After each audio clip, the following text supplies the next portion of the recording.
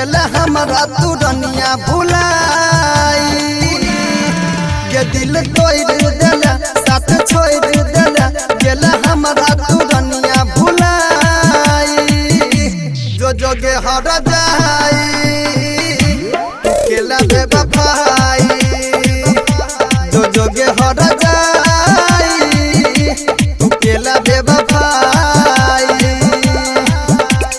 DJ Saroj Kumar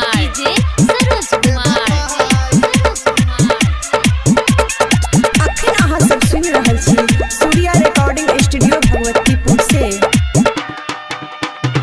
सबैला बाजार मठही जो जोगे हर जाई केला बेवफाई। हाल अपन हम कथी बताइयो कभी तो दिलवा के चीर के देखइयो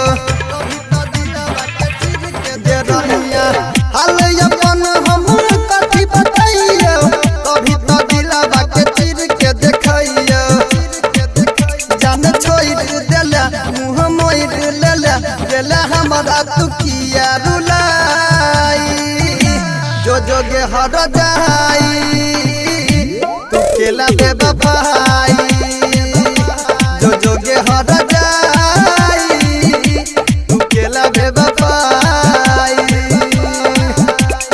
डीजे सरोज कुमार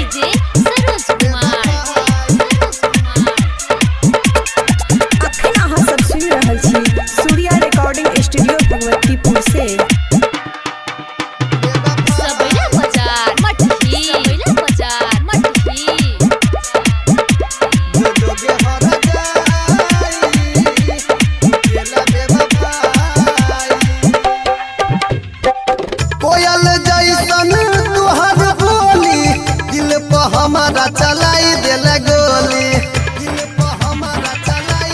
सुना कोयल जैसन तुहर बोली दिल पर हमारा चलाई देला गोली कहसी बम सरोज देला दिल पर बोझ देला मुकेश के पागल बनाई जो जोगे हर जाई तू केला बेवफाई जो जोगे हर जाई तू केला बेवफाई दिल तोड़ देला साथ छोड़ देला गेला हमारा तुरनिया भुलाई गे दिल तोड़ देला साथ छोड़